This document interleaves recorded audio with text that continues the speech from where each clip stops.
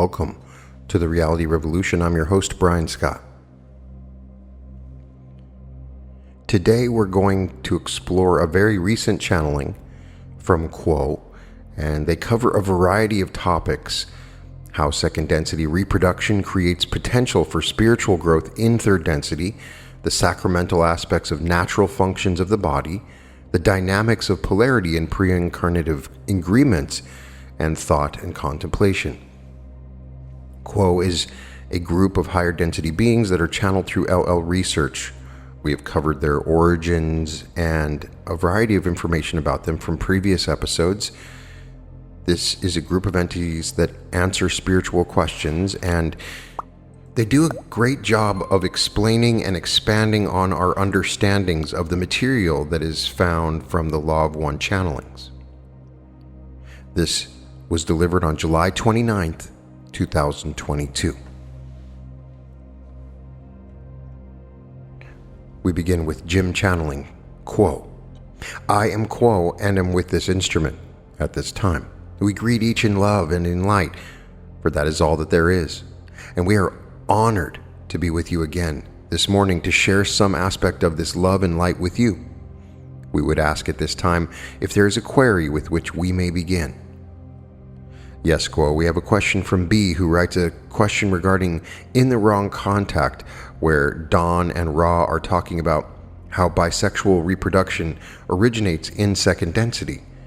In that passage, Ra says, the second density is one in which the groundwork is being laid for third density work.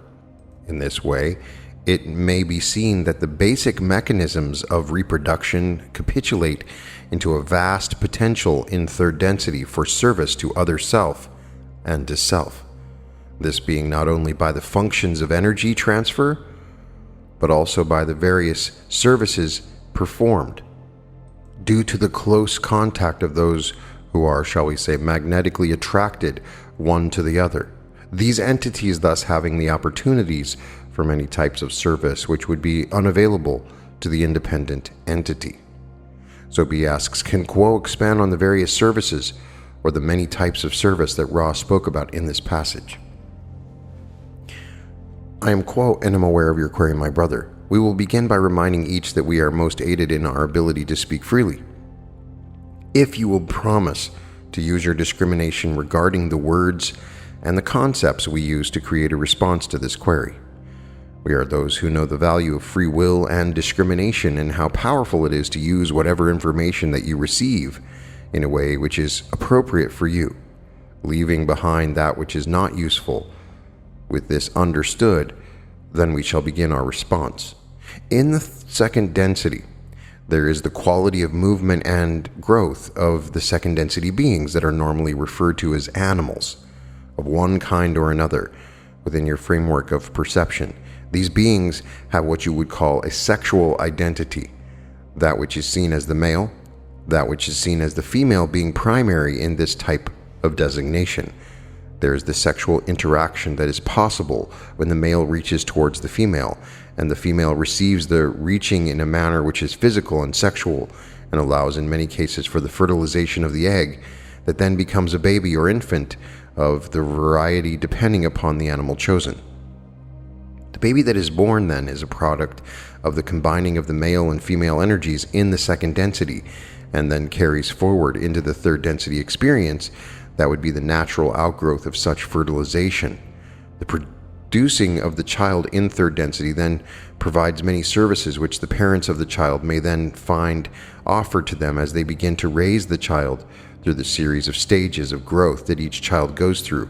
Each stage of growth then requires a kind of investment of information and opportunity for physical expression to accompany the mental and emotional child nature that it continues to expand as time as you know it proceeds. There is an interaction of the parents with the child that is not only a service to the child, in that it provides it a means by which to mature, as you would say, in body, in mind, and in spirit, for each child is indeed a mind-body-spirit complex that has the ability to utilize the functions of the mind, the body, and the spirit in ways that continue to proceed in the pattern of growth that you would call the maturation of each complex. As these stages of growth proceed, the parents are tasked, shall we say, with the needs of the child in order that it may become acclimated to the third density body and begin to feel the pre-incarnated choices that it made prior to joining with the parents. These choices have various qualities that will allow the child to become active in a more conscious way with its own process of speaking, of learning, of interacting with others, not only the parents, but perhaps with other children, with friends of the parents, with the perhaps pets within the family environment. All of these interactions are informative to the child in that they give it experience that may be stored within the memory of the child so that its ability to understand and partake in its own growth process then is enhanced. All along the way, there are various kinds of lessons that are learned so that the parents may be able to inform the child as to how it may speak various words, how it may relate to other children, to other people, and to expand its realm of being in a manner which accumulates more and more experience that allows the child to become more knowledgeable, more emotionally expressive, and more spiritually attuned.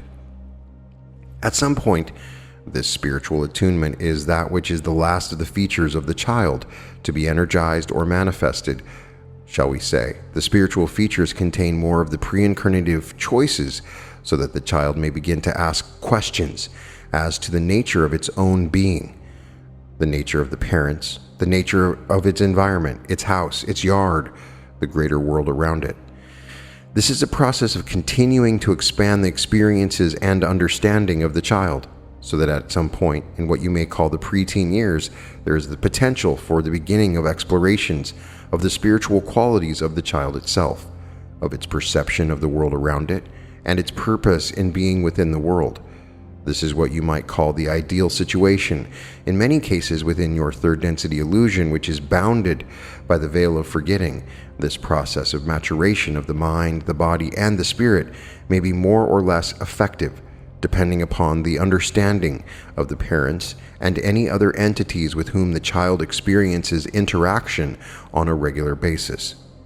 Thus, the grist for the mill, shall we say, the beginning of the catalyst and the processing of such, begins with the child who is able to take responsibility for this process of maturation, which the parental couple has begun from the moment of delivery of the child into this world.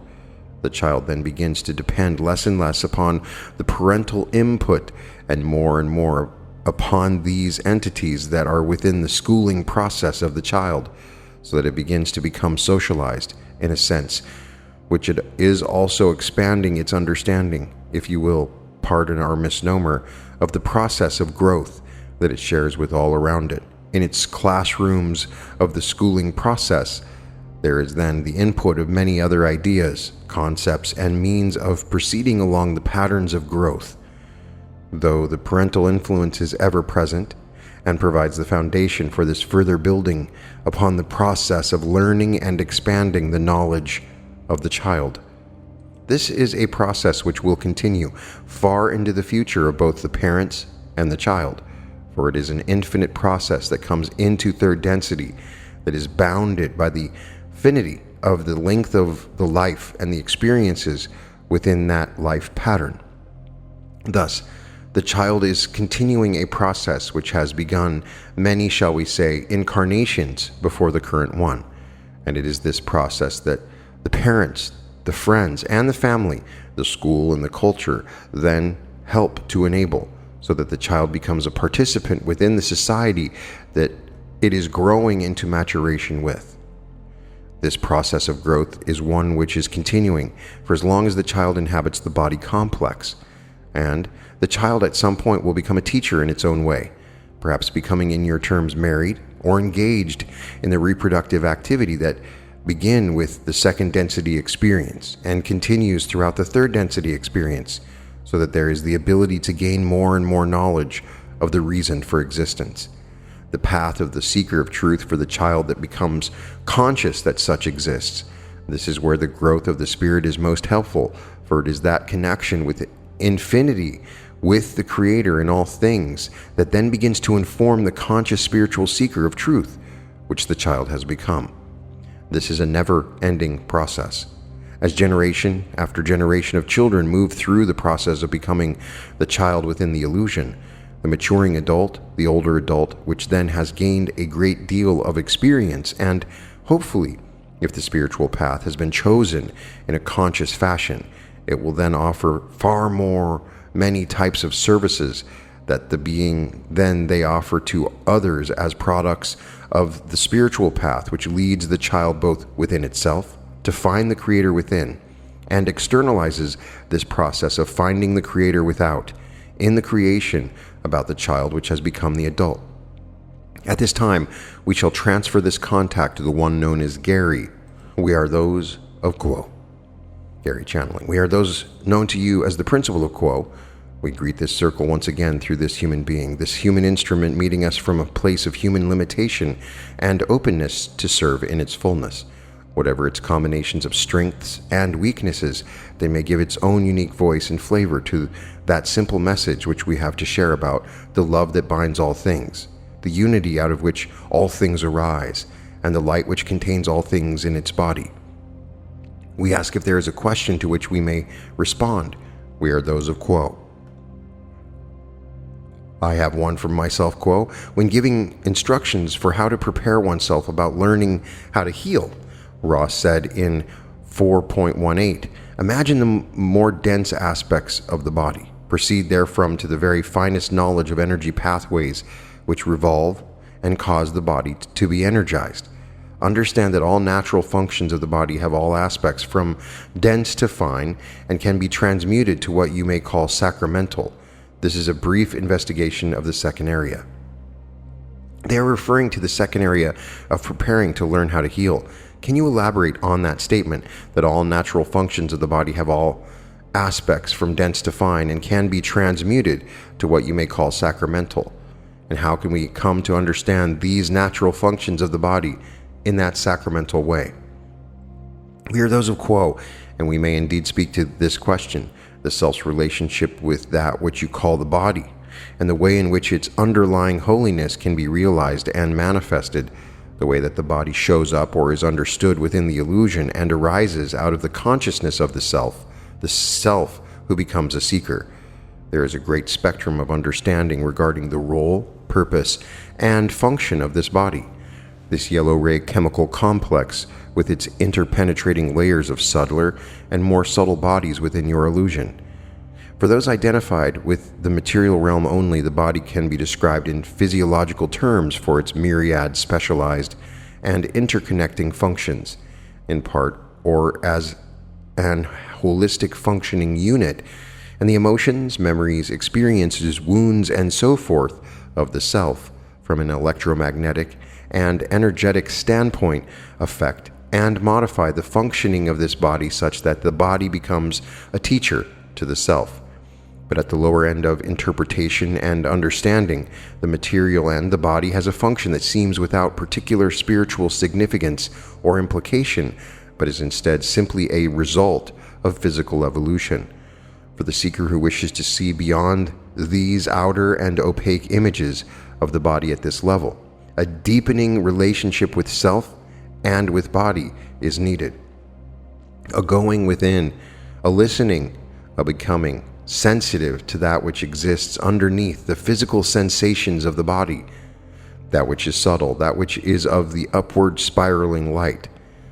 Through this process of sensitization, which also may involve for the self a purification of the body, which may also involve ways of dieting and detoxification and other forms of respect shown for the body, the self can more clearly perceive the pathways of subtle energy that are always animating and supporting the body behind and beyond the physical, or shall we say chemical metabolism that keeps the body viable and useful upon the physical level.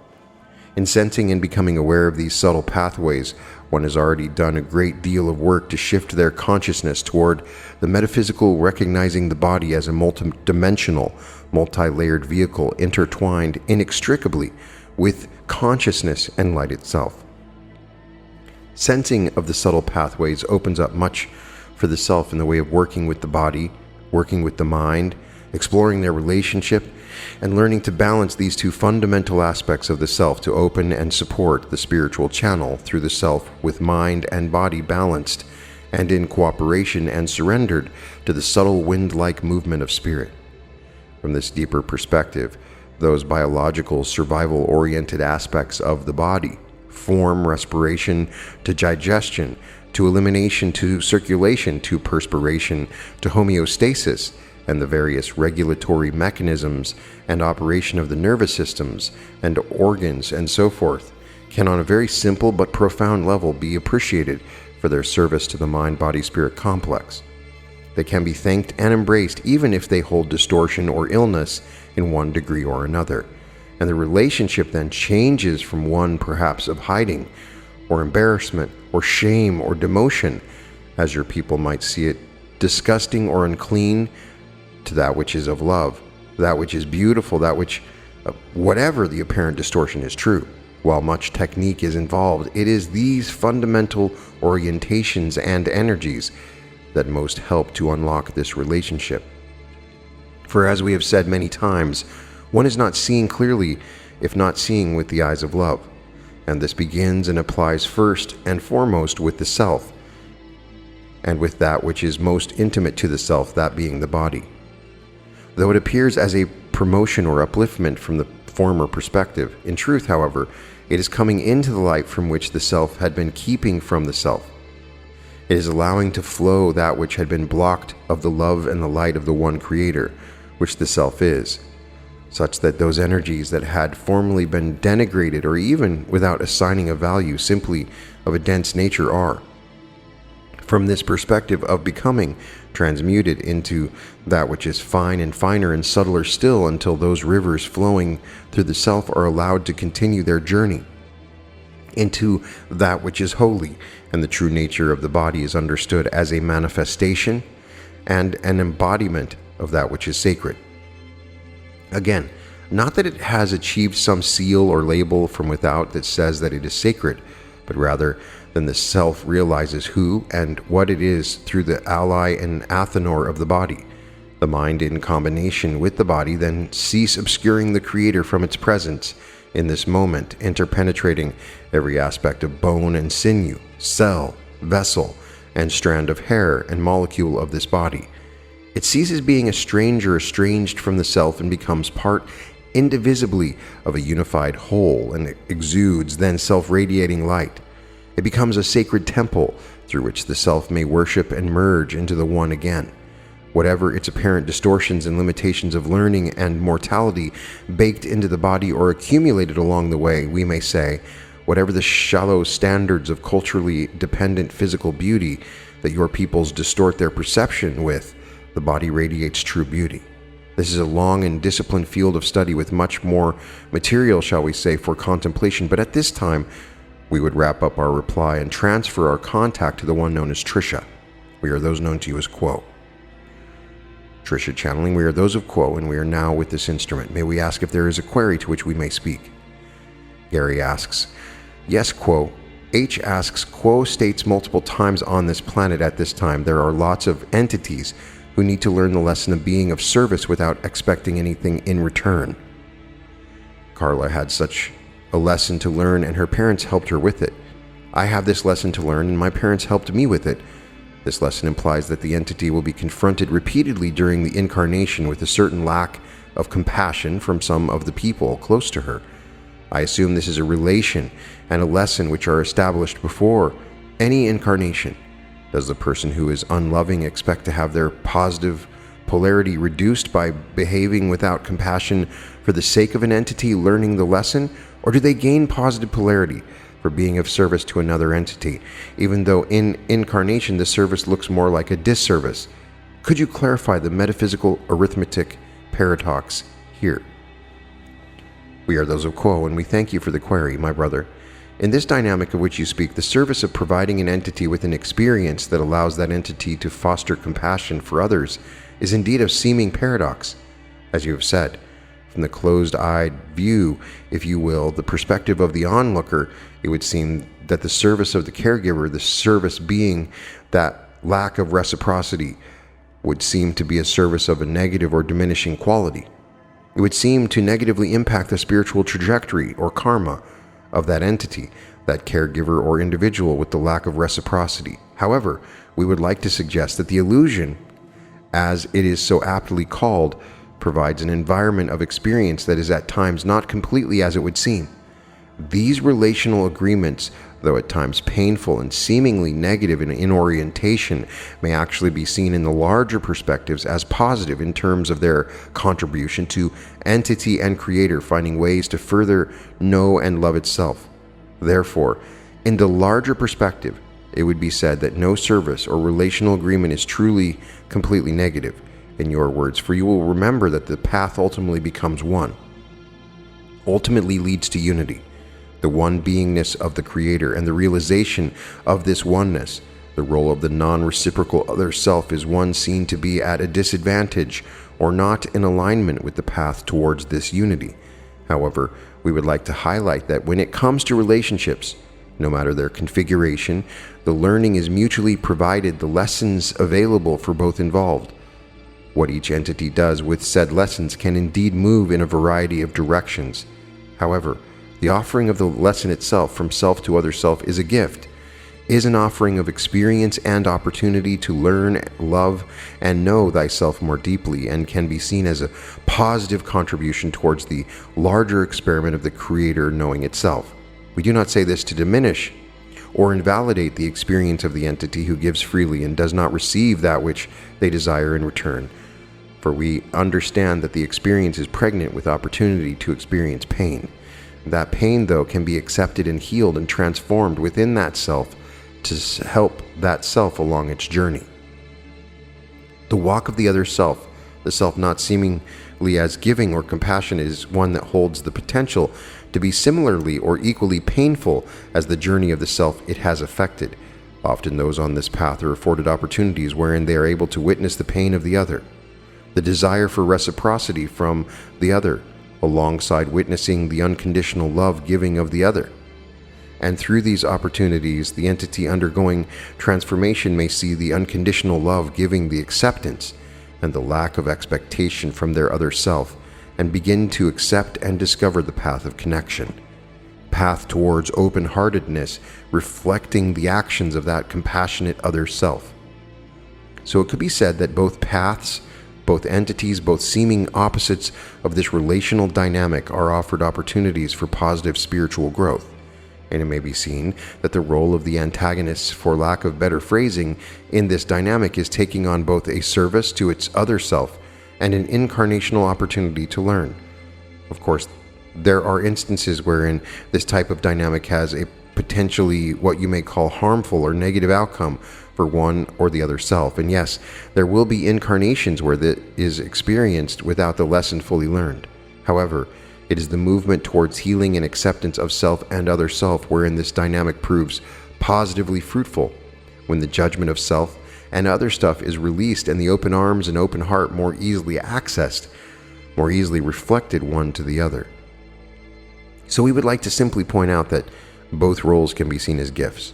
We do not mean to use that word with any connotation other than a neutral one, meaning that both paths have a possibility for positive growth. For lessons learned before evolution, it is the will and faith of the entity and the ability to accept self and other self wherein the true grist of the mill resides, where the growth and the potential are housed. Both transferring this contact, we would like to impart the thought that the other self who is non-reciprocal, perhaps emotionally cut off, unable to give the positive energetic offerings to the other self, may have within themselves the struggle of universal love. The entity in this dynamic who is unable to fully open and express the heart is struggling, potentially on both interpersonal and intrapersonal soul levels. We recall through this instrument a quote that this instrument will attempt to paraphrase, and apologies if she misremembers, but the quote states, "The entity who is wounded is more truly at war with itself, with its own beings, than with its other selves." So we suggest that thought seed be kept in mind when traversing these particular arrangements, these particular relationships, that the other self who is unable to fully meet its peers is merely projecting or manifesting its inability to fully accept and love itself. And therein lies the core lesson which can be learned, the love and acceptance of self. This entity and this dynamic and all creation provide all the potentials for growth and healing. The entity need only be open and ready to undertake them, for catalyst will appear and reappear until those lessons are learned. This instrument feels the need to apologize for her lack or perceived lack of ability to stay focused. However, she appreciates this opportunity to exercise herself as an instrument and appreciates this circle and the patience in care for which they have for each in this group. And we thank this instrument for the opportunity for ourselves, our group, to work through her and her group as well. Question: in simple definition, I understand the act of contemplation to be a process of thinking deeply and steadily about something. It seems that contemplation necessarily involves two things: focused attention and thought. One uses their attention in combination with thought to mine insight, as one mines the earth for gems, or to probe a topic generally, and then to make the self receptive to that insight which is delivered. Is it true that thought is used in this manner? If so, thought seems so limited a tool for spiritual contemplation upon the unity of all things, the love inherent in all things, which are beyond thought. By focusing our thought in contemplation about the central subjects of unity, love, light, and joy, do we somehow open portals of revelation and understanding and gradual transformation? We are quo and are aware of your query, my brother. We appreciate the thoughtfulness put into this query, no pun intended, and we may begin to explore this topic by first addressing what is so often a concern in discussing these topics, and that is a matter of what this instrument refers to as semantics. In exploring the semantics of this question and taking the knowledge available to this instrument, limited though it is, we may suggest that within your knowledge and within your culture there are multiple approaches and definitions to the concept of contemplation. One, a primary definition, is as you have described within this query. Another, which are hints of within this query, may be called what this instrument is familiar with as religious contemplation. The query that you have woven together attempts to combine and find a unifying thread to these semantic differences.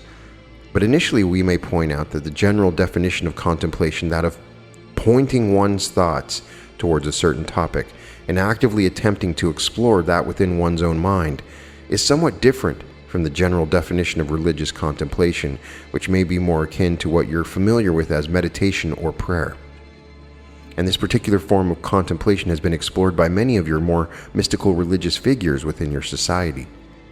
Taking these two similar definitions, we may respond more directly to the query and to the heart of what you're asking, in terms of the use of thought within the mystical seeking, the attempt to realize the oneness within oneself and the unity that one may realize with the entire creation and the selfhood as the creator. We encourage any who seek to endeavor upon this journey of contemplation, used as described within your query, that first, before the thought is introduced in the form of pointed exploration, by utilizing one's own concepts within one's own mind, that a preliminary and vastly important exercise is that of attaining silence of the mind. For any endeavor, as described within the query, risks becoming a, shall we say, bumpy journey, a difficult endeavor akin to attempting to dance upon a floor that is littered with obstacles and has different gradients and bumps, causing many difficulties in this dance. The seeker, in order to dance this dance of contemplation effectively, must first discover a level dance floor within themselves, so that the heart of this dance may be realized in its fullness. This may only be attained by the regular attempt to seek the silence within the self, and by what might be called a discipline of regular meditation, in which silence is sought and obstacles to that silence are greeted, pondered, and balanced or processed, so that one's own mind will less regularly offer obstacles to that silence.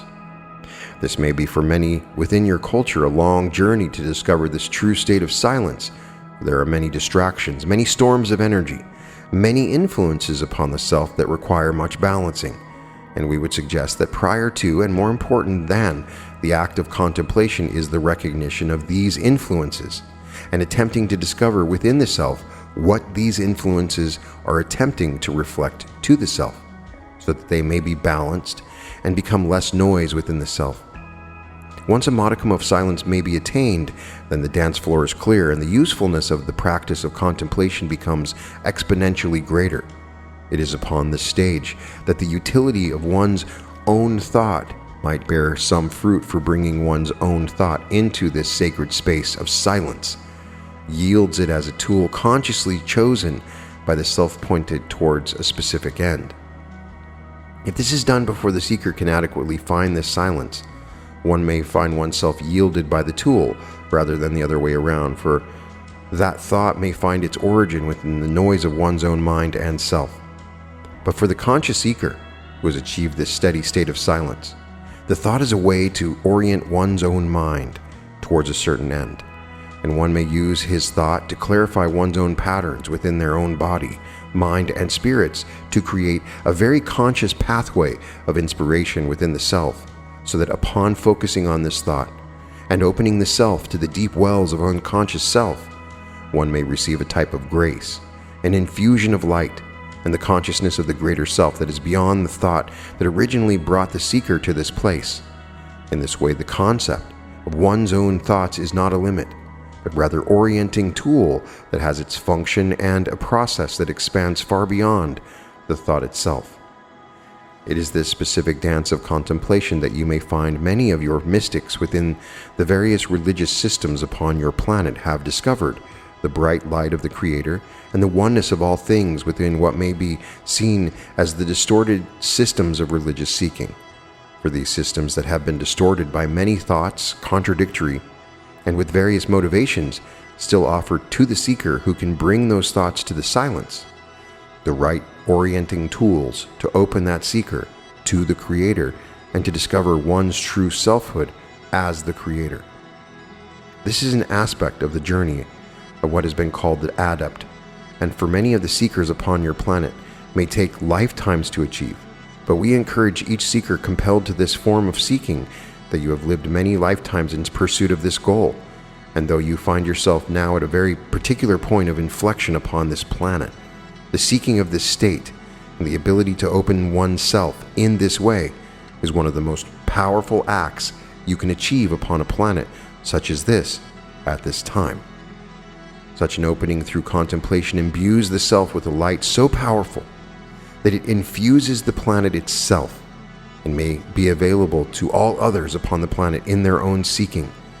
And the more of your seekers who attempt and achieve this infusion of light through the self and offer it to the planet and to your other selves, the more readily available it becomes, and the more effectively others upon your planet may find that light within themselves.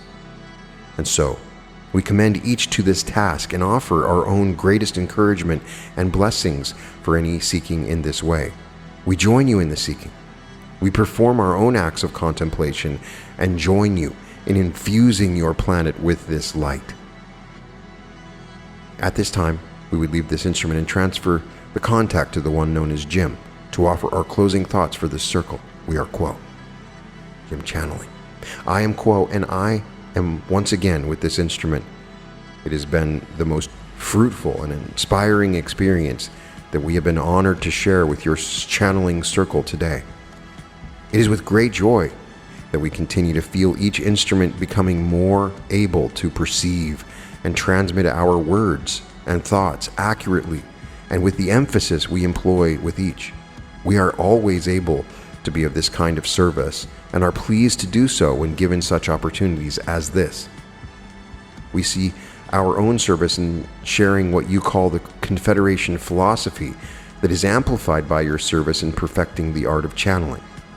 At this time, we shall take our leave of this instrument and this group, leaving you as we found you, in love and in light, in all that there is.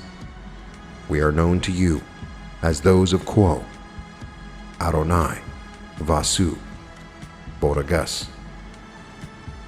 So far in all the channelings that we've read for Quo and the Law of One material, this one is quite advanced, and they're really going after some obscure statements in the Law of One to get answers for. It reflects that the questioners asking these questions have delved deeply into the Law of One material. And I know that some of you that are just getting to this material, you may have been put off by some of the complexities of these questions and answers. I'm saying just listen to it and don't worry about fully understanding it. It'll start to come to you as you explore this material. There's some important questions that are asked here about polarity and service and the nature of service, and quantifying certain paradoxes that seem to be going on in that nature. And we begin with the question about reproduction. We have second density bodies. We've reproduced second density children. We are in third density. So what they're basically saying with that first question is the process of having a family and kids ends up aiding you in your understanding of self and other self, in your understanding of the Creator, and can transform your heart into a path towards service, an understanding of service, and a choice to be of service. And I see this all the time. I have friends that seem to be super selfish, and then they have kids, and then suddenly they realize it's not about me anymore. I want to help this kid out. And it just presents you with this situation where you're not thinking about yourself anymore. You're thinking about your kids. And it's a good catalyst to get people to think about service and about others and themselves. So it works in that way. It's a catalyst in that way, both for the child who's learning lessons of love from the parents, and for the parents who are learning lessons of self and other self in forms of love. It's all basic and we understand that. But then another question is asked about the seeming paradox of finding a way to be of service without expecting anything in return. And I know the way they asked it was a little complicated, but essentially they're saying, if we really need to learn how to offer service to those without expecting anything in return, and then somebody doesn't offer anything in return for a service, are they doing a service to us by teaching us this lesson for someone who doesn't offer anything in return? So nobody says thank you. They act like they don't really care for the service that you've offered. You help someone and there's just no sentiment that comes back to you. And they're saying, yes, that person is offering you a service on a very subtle level of teaching you about compassion and understanding and service.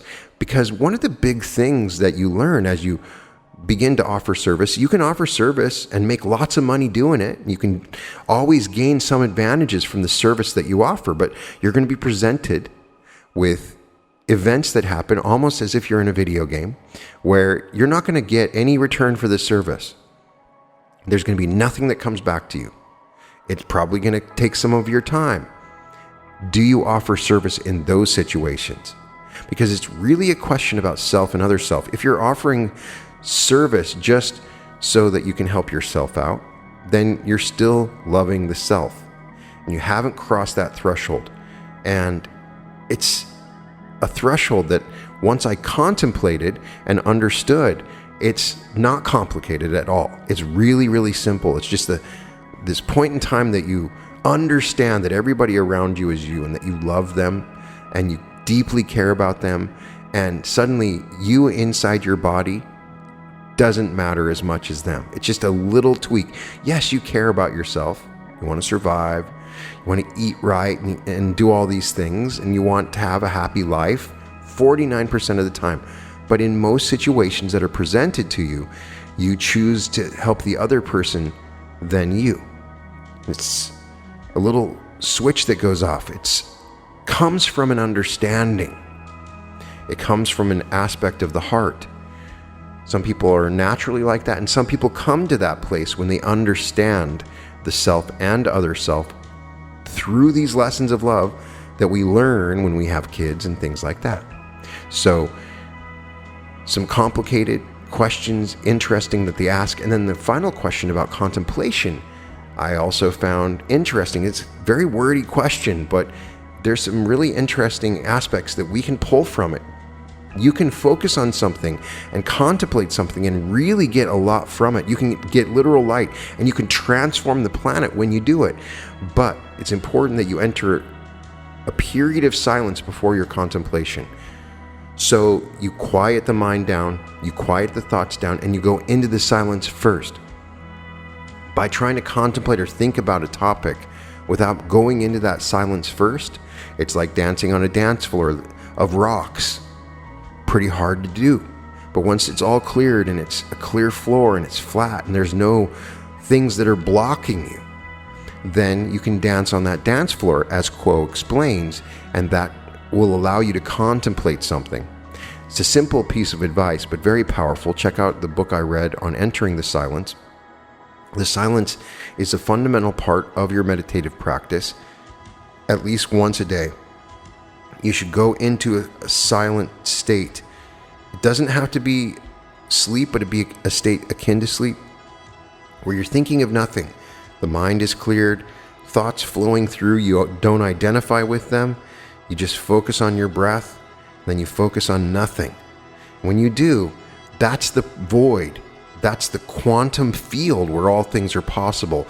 Then once you start to really analyze something in particular or contemplate it, that's when you bring up its true aspects, and understandings come to you in such crazy ways. It's a really powerful bit of advice that is very effective in this third density environment, because everything seems so complicated. You have so much information coming at you all the time. You have sounds, you have so much distractions. So go into that silence, clear the field, and then contemplate on that thing that you want, and miracles will happen. You can find all episodes of The Reality Revolution at therealityrevolution.com. I am sending love and light to everyone that is listening to this, and I hold you in my heart, and I love you. I'm so proud of you. You've done so well, and we're almost there, and I am honored to be in your presence and for you to take the time to listen to my voice, to speak to my fellow gods in this way, to speak to my fellow creators. It is a wonderful joy, and I am grateful. You can find all episodes of The Reality Revolution at therealityrevolution.com. You can find all my artwork and fourth density technology at www.newearth.art. Now available at newearth.art. Powerful fourth density technologies, art magic, sigils, images designed to magnetize and broadcast specific energies and intentions. You can access these images to help you find true prosperity, large sums of money, true love, radiant health, and spiritual enlightenment with unique portals into the new earth. These images are available for you. You can acquire prints of any image. You can acquire magnets, mugs, iPhone cases, t-shirts, hoodies, greeting cards, coasters, and several different gallery wraps and styles of canvas. You can also get these images in a variety of different sizes and dimensions. You can purchase these in a variety of different ways, and they are here to enable you to transform your life. You can go to wall previews and look at these images, and you can check them out with different dimensions. In many cases, you can get images up to 72 inches for any of these images. They are designed as unique technologies for you to look into, infused with magical light at www.newearth.art. Welcome to the Reality Revolution.